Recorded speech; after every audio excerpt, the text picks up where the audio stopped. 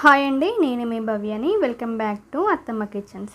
ఈరోజు వీడియోలో పిల్లలకి ఎంతో ఇష్టమైన వెజ్ పాకెట్స్.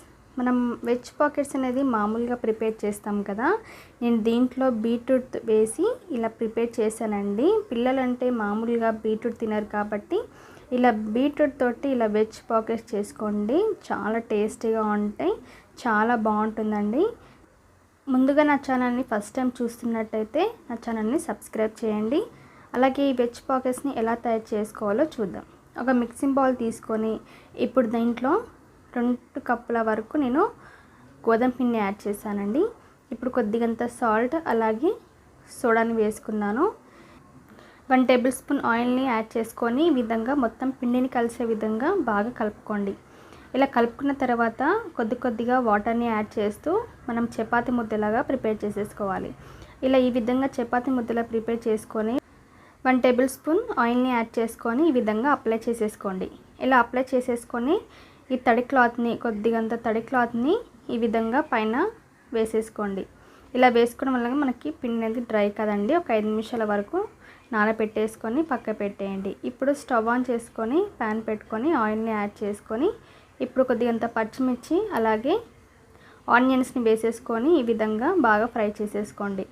ఇలా ఫ్రై అయిన తర్వాత దీంట్లో కొద్దిగంత పుదీనా వేసేసుకొని ఇలా ఈ విధంగా కలుపుకొని 1 టేబుల్ స్పూన్ అంటే చిటికడంత అల్లాన్ని యాడ్ చేయండి. ఇలా వేసుకొని ఇప్పుడు కొద్దిగంత పసుపుని వేసేసుకుందాం. ఈ విధంగా వేసేసుకొని మరొకసారి కలుపుకోండి. ఇప్పుడు క్యారెట్ అండి, తురుముకున్న క్యారెట్ అలాగే బీట్రూట్. నేను ఇలా 2 క్యారెట్లు తీసుకున్నాను. అలాగే బీట్రూట్ అనేది సగం ముక్కను తీసేసుకొని ఈ విధంగా తురుముకున్నాను. ఇలా తురుముకున్న తర్వాత మనం ఆలుగడ్డలు అనేది ముందుగానే ఉడకపెట్టేసుకున్నానండి. ఇది ఇలా స్మాష్ చేసేసుకొని దాంట్లోకి వేసేసుకోండి. మీరు మామూలుగా తురుముకున్న కూడా వేసేసుకోవచ్చు.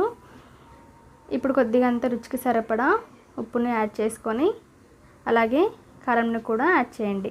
మనం ముందుగా పచ్చిమిర్చి వేసుకున్నాం కాబట్టి కారం అనేది కొద్దిగా తక్కువనే వేసేసుకోండి, లేదా మీకు స్పైసీ కావాలంటే మరింత యాడ్ చేయండి. ఇలా ఒక 5 నిమిషాల వరకు ఉడకపెట్టేసుకున్న తర్వాత మూత తీసేసుకొని ఈ విధంగా పక్క పెట్టేసేయండి. ఇప్పుడు మనం ముందుగా నానబెట్టుకున్న ఈ పిండిని ఈ విధంగా 2 సైడ్స్ వరకు డివైడ్ చేసేసుకోండి. ఈ విధంగా బాల్స్ లాగా చేసేసుకొని ఇప్పుడు దీన్ని ఈ విధంగా ప్రెస్ చేసేసుకోండి. ఇలా ప్రెస్ చేసేసుకొని ఇలా పొడి పిండితోటి ఈ విధంగా చపాతీలాగా ప్రిపేర్ చేసేసుకోవాలి. ఈ విధంగా ప్రిపేర్ చేసేసుకొని ఇలా మనం పిజ్జా కట్టర్ కానీ లేదా చాక్తో కానీ ఈ విధంగా కట్ చేసేసుకోవాలి.